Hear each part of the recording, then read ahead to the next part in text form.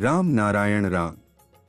આજકાલ દરેક જગ્યાએ પરિસ્થિતિઓ બગડી રહી છે। લોકોને સમજાતું નથી કે તેમના માટે શું સાચું છે અને શું ખોટું। વ્યક્તિનો ધર્મ તેના મન અને હૃદયમાં વસેલો હોય છે। વ્યક્તિએ તેને અનુસરવો જોઈએ। જ્યારે વ્યક્તિ ભોજન કર્યા પછી સૂવા જાય છે ત્યારે તેને પોતાના પથારી પર જ બેસીને ધ્યાન કરવું જોઈએ। કેમ કે ધ્યાન પણ એક પ્રકારની પૂજાની જ રીત છે। તમે પોતે અલ્લાહના બંદા છો। તમે પોતે ભગવાન છો। તમારું સ્વધ્યાન કરો અને પોતાને પૂછો તમે કોણ છો, ક્યાંથી આવ્યા છો, ક્યાં જવાનું છે, મરણ પછી તમે શું લઈ જશો। જો તમે ધ્યાન કરશો તો તે તમને પ્રકાશ આપશે, જ્ઞાન આપશે અને ઉર્જા આપશે। પૃથ્વી છે, હવા છે, પાણી છે, આકાશ છે, આ બધું આજે પણ છે અને ભવિષ્યમાં પણ રહેશે। તેથી તેનો કોઈ મૂલ્ય નથી।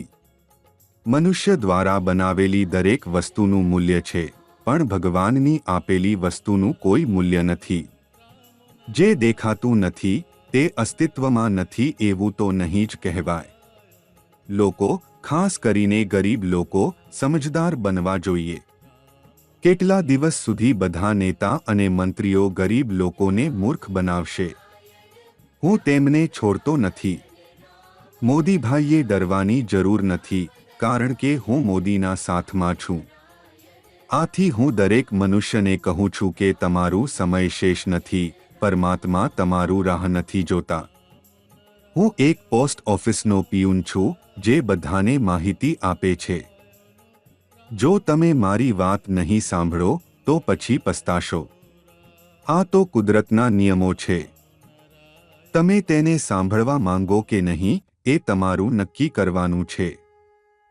આજની યુવા પેઢી જ્યારે રામ નારાયણ રામ સાથે જોડાય છે અને આ બીજ મંત્રનું સ્મરણ કરે છે ત્યારે તેમના અંદર આંતરિક વિવેકનું વિકાસ થાય છે। દરેક માતા પિતાનું કર્તવ્ય છે કે તેઓ બાળકોને બાળપણથી જ આ શીખ આપી શકે। બાળકપણથી જ રામ નારાયણ રામના નામ સાથે જોડવાના પ્રયત્નો કરવા જોઈએ, જેથી સમયસર તેમનો વિવેક વિકાસ પામે। આજના યુગમાં ખૂબ જરૂરી છે કે આપણે આત્મચિંતન કરીએ, આપણી અંદરની અવાજ સાંભળીએ અને આપના વિવેકનું અનુસરણ કરીએ। જીવનમાં તમે કોઈ પણ કામ કરો, તમારું વિવેક હંમેશા તમને સાચી દિશા બતાવશે। તેથી હંમેશા તમારા અંતરાત્માની અવાજ સાંભળો।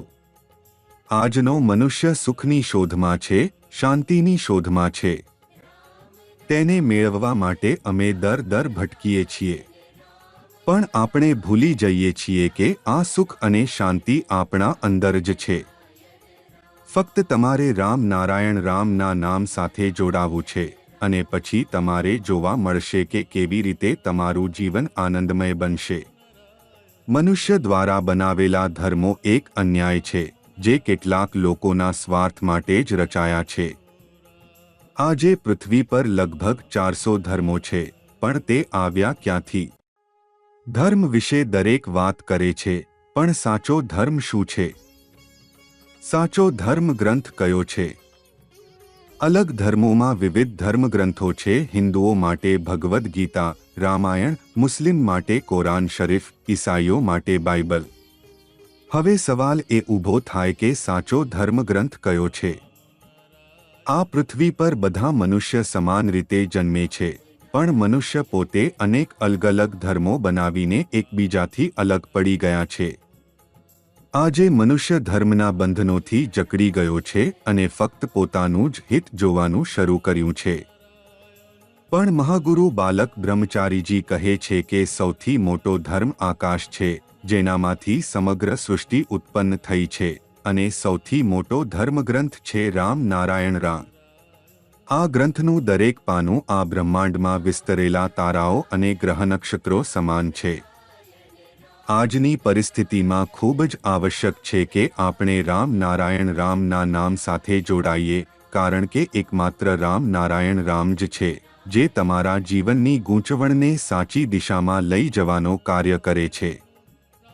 જ્યારે મનુષ્ય રામ નારાયણ રામ સાથે જોડાય છે ત્યારે જીવનને એક નવું દૃષ્ટિકોણ મળે છે અને એ દૃષ્ટિકોણ માનવજાત માટે નવી ઉર્જા લાવે છે અને જીવનને સફળ બનાવે છે.